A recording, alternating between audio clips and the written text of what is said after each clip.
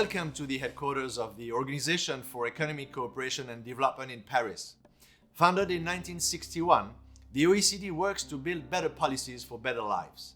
Its goal is to shape programs that foster prosperity, equality, opportunity and well-being for all.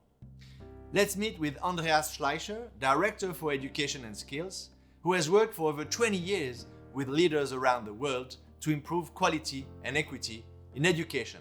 Welcome, Mr. Schleicher. Thanks for joining our program on education. Technology is probably one of the biggest priorities for many European current strategy programs. What are the biggest changes you've witnessed in education over the last decade? Well, I think the advent of artificial intelligence pushes us to think much harder about what makes us human. The kind of things that are easy to teach, easy to test, they have become easy to digitize, to automate. We're seeing a massive decline in the demand for routine cognitive skills. What you saw in the 70s and 80s, the decline in routine manual skills, robots taking over whole factories, now happening with cognitive skills. If you can explain your job in a formalistic way, tomorrow a computer can do it 1,000 times better and faster. I think that's a huge kind of revolution, because we know how to educate second-class robots, people who are just good at repeating what you told them.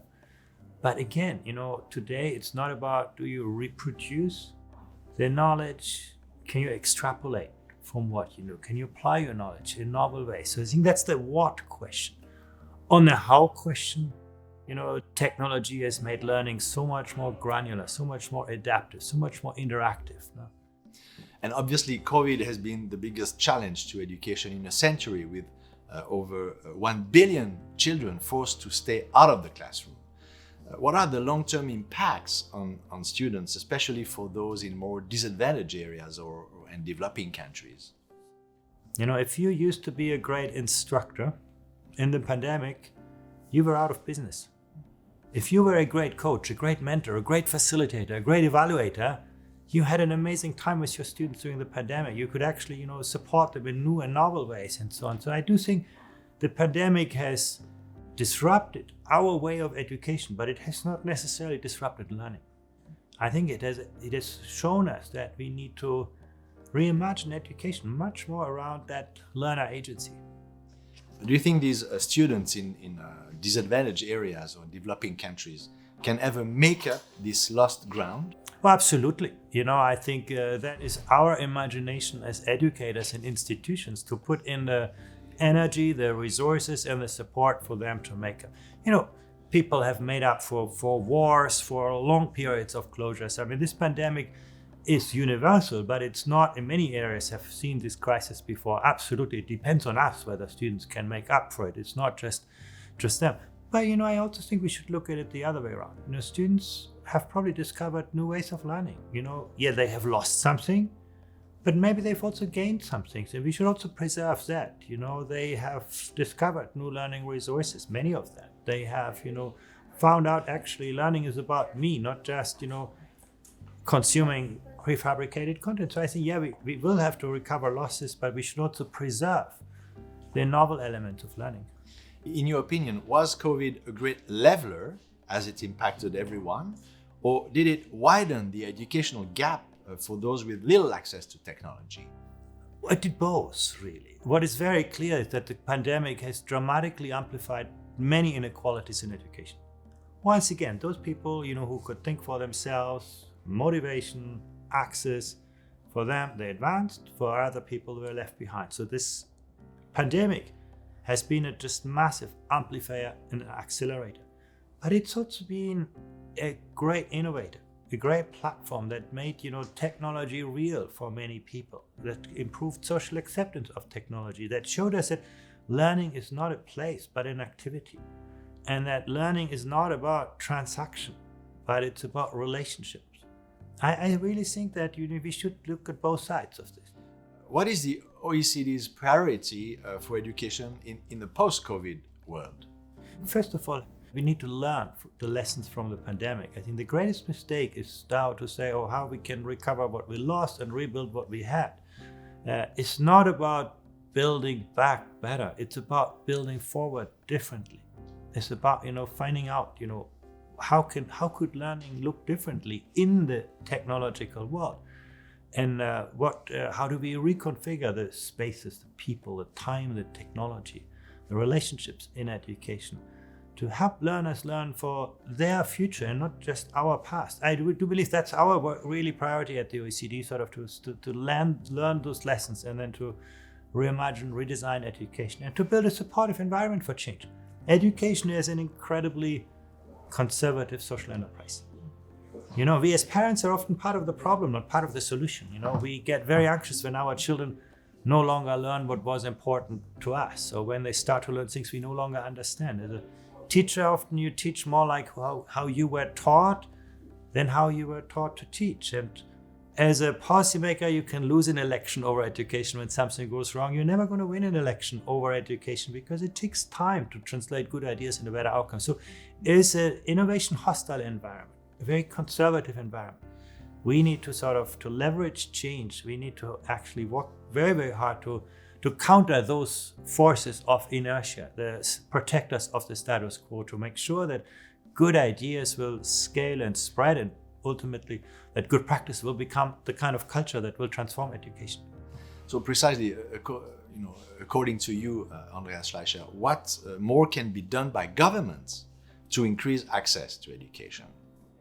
Access is the easiest part. The question is more how we improve the relevance of learning. I think governments can do a lot to redesign the curricula. That's the first step. What should students be learning? We should not be driven by accumulation of history. We teach a lot of stuff that is just there because it was taught always. We need to think hard. We need to help education systems to teach fewer things at greater depths. That's the first step, to think about the what question. Then we should think, government should think about the learning environment that can support those skills. In the past, we put students behind individual desks, and then we looked at teaching them things. Today, students learn through interaction. You want to foster collaborative skills, the learning environment, the project-based learning environments where students work across the boundaries of disciplines. That is the next step. Help education systems design more innovative learning environments. Where actually the world of work and the world of learning are much more closely integrated. Schools used to be good to keep students inside and the rest of the world outside.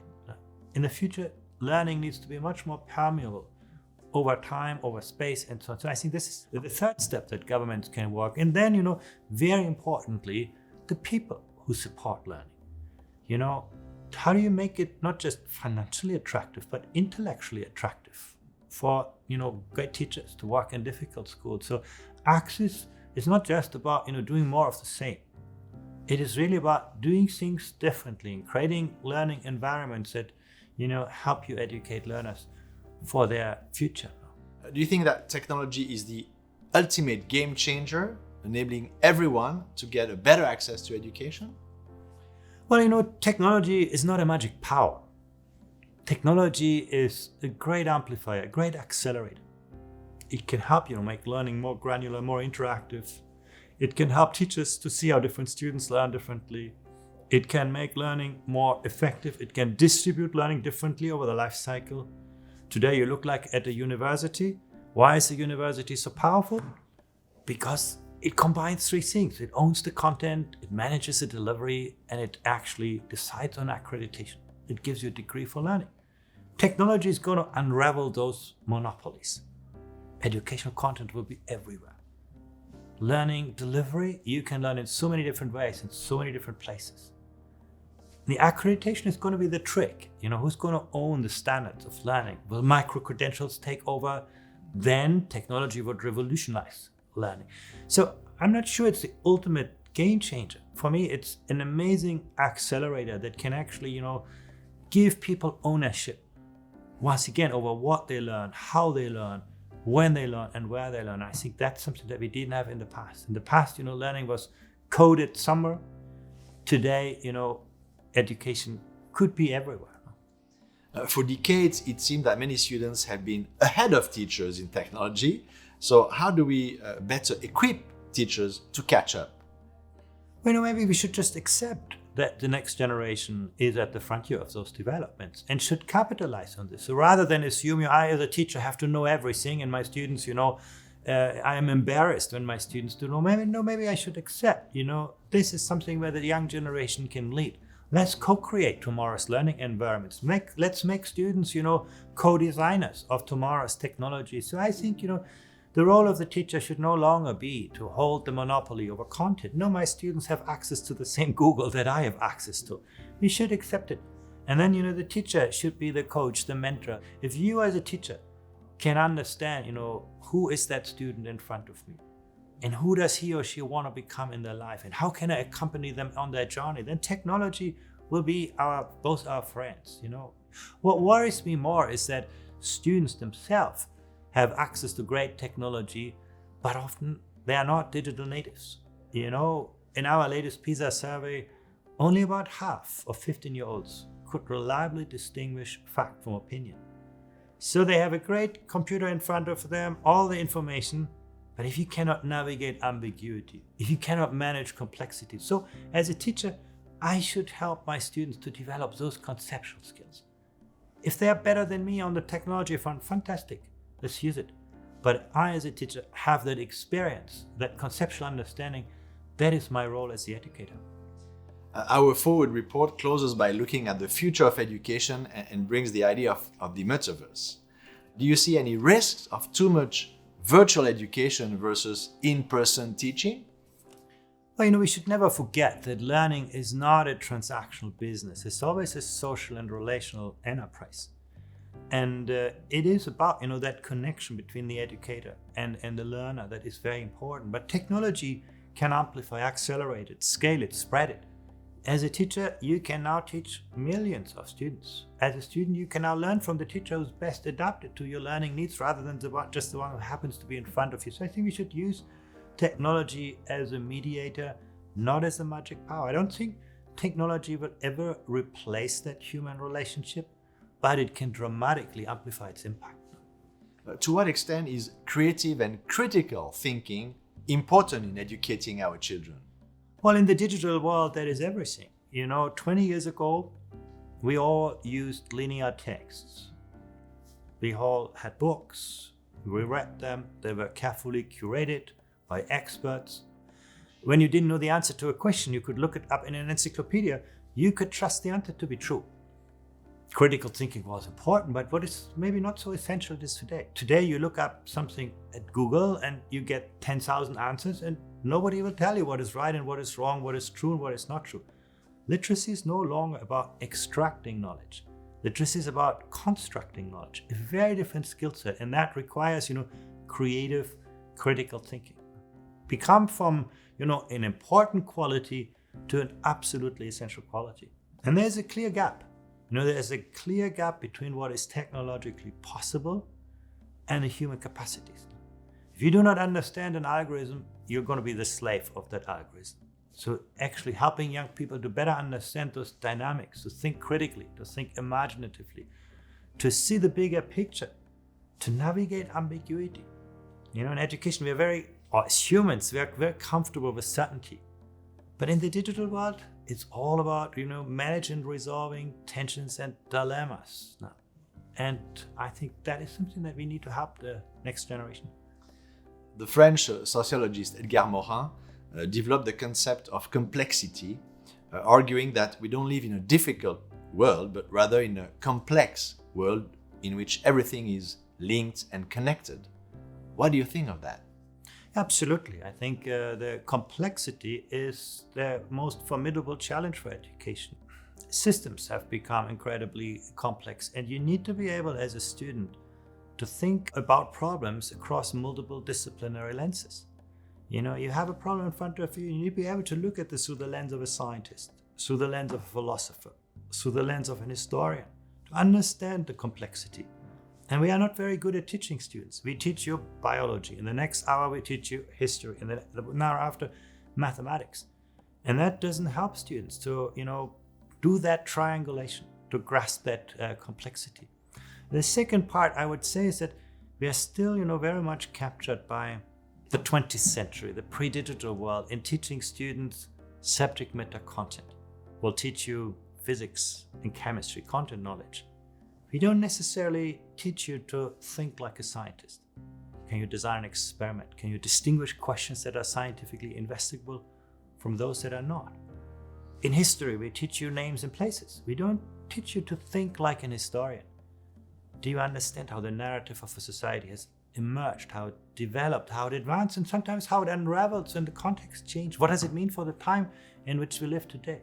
In mathematics, we teach you how to calculate an exponential function, but we don't teach you the concept, the idea of an exponential function. If we would understand it better, we would have dealt with the pandemic in a very different way. But these are the kind of ideas that we need to become better to help young people understand the complexity. It's not about teaching more. It's actually about teaching fewer things in greater depth, focusing more on conceptual understanding than on the surface of learning.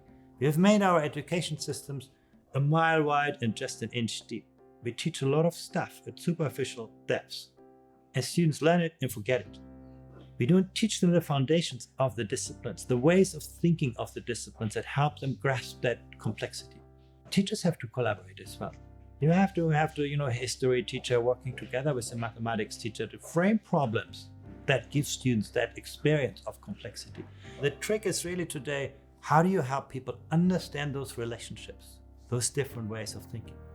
I think it's perfectly possible, but it does require a redesign of our learning environments.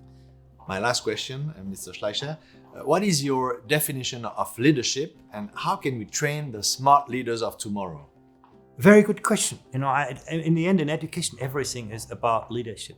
If you want to sort of transform education, it will be about, having that imagination of the future and help, your people, as a school leader, help your teachers, see their future. We're always resistant to change if we do not see that bigger picture. So to help people create that vision, to build ownership, collective ownership over that vision. To use accountability not to foster compliance, but innovation. To create incentives and support that make people go out of their comfort zone. To sort of take the next step into the future. I do think that's the kind of leadership that we really need in education. Mr. Schleicher, thank you very much. It was a great pleasure to welcome you. Thank you very much. Have a good day. Thank you.